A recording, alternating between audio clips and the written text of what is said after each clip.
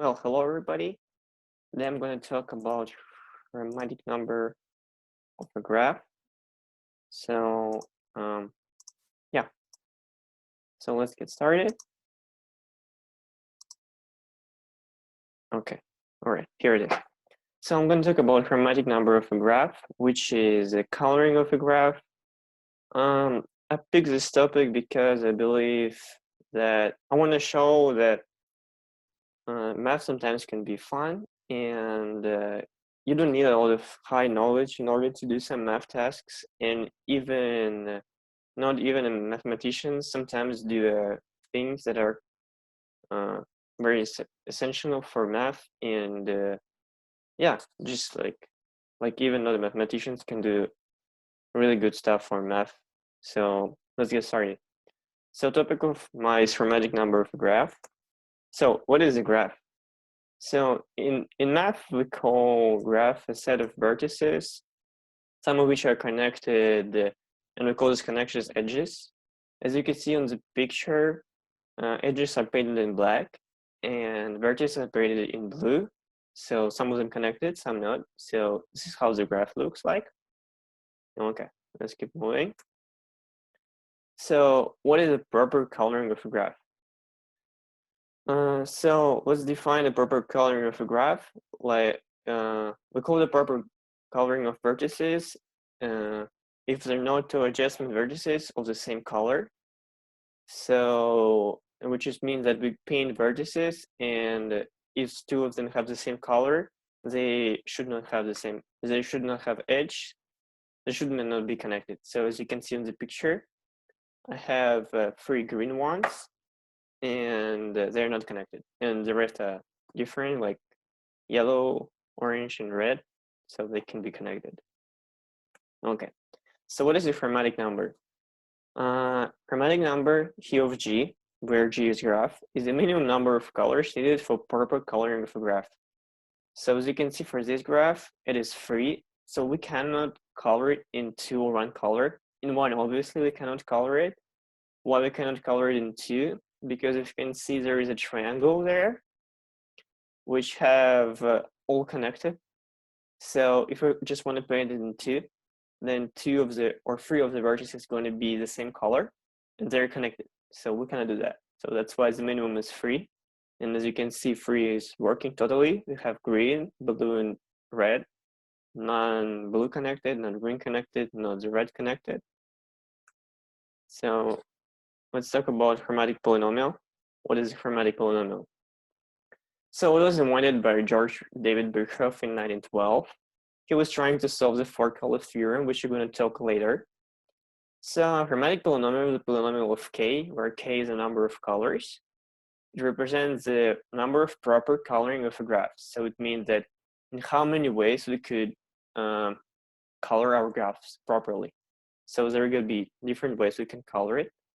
So which means that, yeah, if you want to know how many colors, how many ways we could color this graph in k colors, we just plug in k, the value k in the polynomial, and we get the answer. So for example, for this graph, the chromatic polynomial is k multiplied k minus 1 to the 5th power, which means that if we win 2, we could see we could get 2. If we plug in 3, we get 96, 4, 972. So, and if we plug in, for example, 1, we're going to get 0. Obviously, this cannot be colored in 1 color. And 0, 2, 0, 0. Yeah, by the way, all the polynomials are divided by, can be divided by k, all for everybody, because you cannot color anything in 0 colors. Yeah. So let's talk about the coloring of a map.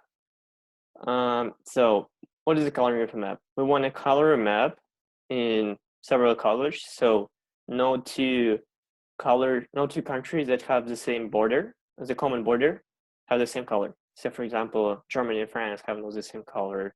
Finland, Sweden, Russia, and Ukraine, they should be the different colors. So, okay. So now let's take a general picture of map of Europe. So we can see there are several countries, like France and Spain have common border, and Portugal and Spain have common border. So let's make a graph. So we're going to make a graph. Each country is going to be a vertex, and we're going to connect them with the edge if they have common border.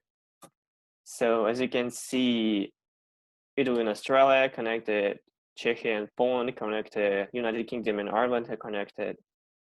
I just picked the biggest countries, not all countries here. For example, Turkey I didn't pick.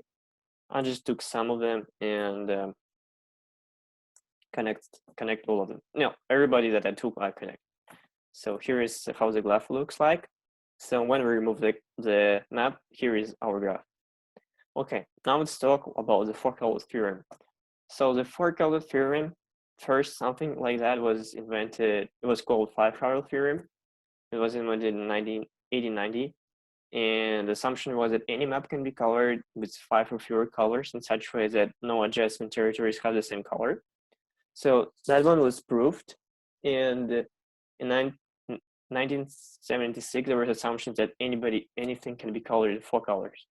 So there is a proof, but it's computer made, so it's involved in computer algorithms, and people are still debating whenever it is we could take it or we couldn't take it, because in math it is still highly debatable topic because you cannot really check the algorithms.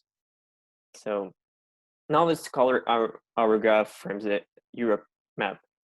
So as you can see, I was able to color this map in 4 colors. My colors are yellow, red, blue, and green. And you can check that no yellow two are connected, no green two are connected, no blue two connected, and neither are red two connected. So yeah, okay. So now let's talk why we were able to color why it is even possible to color any map in 4 colors. So a map is a planar graph, which is a special graphs that could be painted on the plane such way that no two edges intersect. So if you could draw a graph on the plane that no two edges intersect, then it's a planar graph.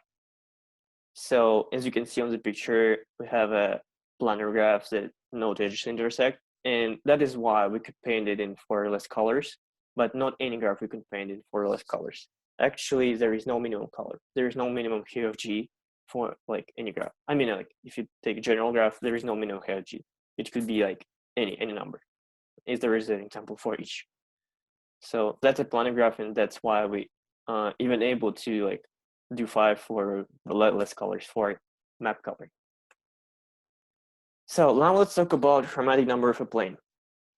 In geometric graph theory, it is called Hadwiger-Nelson problem, and it asks the minimum number of colors required to cover a plane that not to point at distance 1 have the same color. So we color whole plane in some colors, and then we look at each 2 vertices, each 2 points of a plane on the distance 1, and they have to be colored in different colors. So if there are 2 that color in the same, it's not proper coloring. So there was such question, and we know that upper bound is 7 so far. So it means that we could paint our map in 7 colors at no two points on the distance 1, exactly 1, have the same color. So as you can see on the right, here is a bigger picture, the left smaller picture of the coloring, how we're going to color. So we actually do hexagons. In a hexagon, we color in 1 color. The radius of hexagon is a little less than 1/2. And this way, inside of hexagon, there is no 2 points at distance 1. And if you look at the same, for example, yellow colors, the distance between hexagons, the small distance is it's bigger than 1. So if the radius is exactly a little smaller than 1/2. So yeah, so this is the way mathematicians were able to color in 7 colors. So now I'm going to talk why 3 is impossible.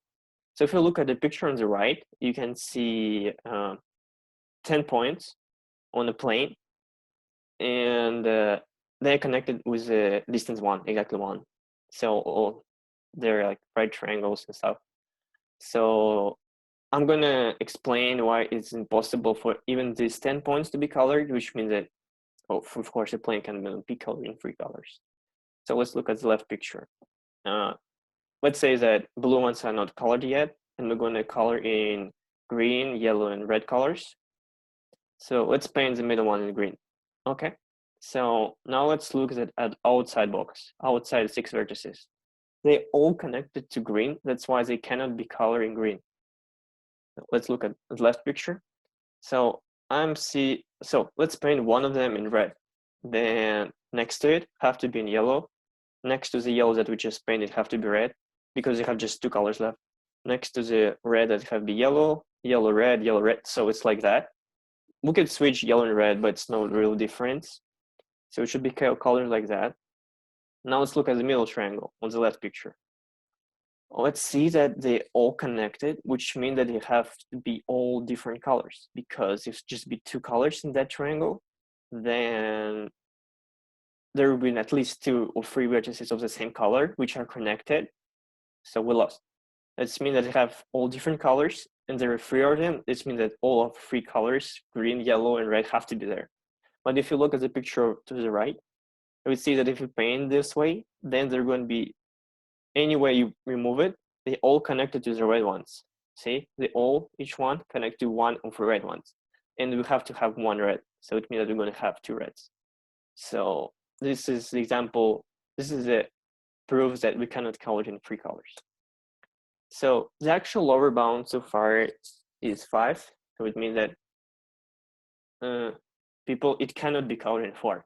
In 2018, a computer science and biologist found a 1581 vertex example that cannot be colored in 4.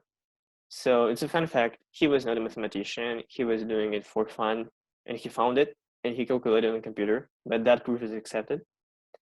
And yeah, later on in the same year, it was found after, people start doing it, researching more. And they found a 553 vertex example in 2019, 510 vertex example. So yeah. Yeah, so the answer so far is unknown for the proper coloring of a plane, and it's between number 5, 6, and 7. So far any of this number could be. And here is an example of a graph that the first four non-colorable graph that was found. Pretty crazy, right? So yeah. So yeah, thanks for watching. I guess that's it for my lecture. Yeah, thanks. Stop.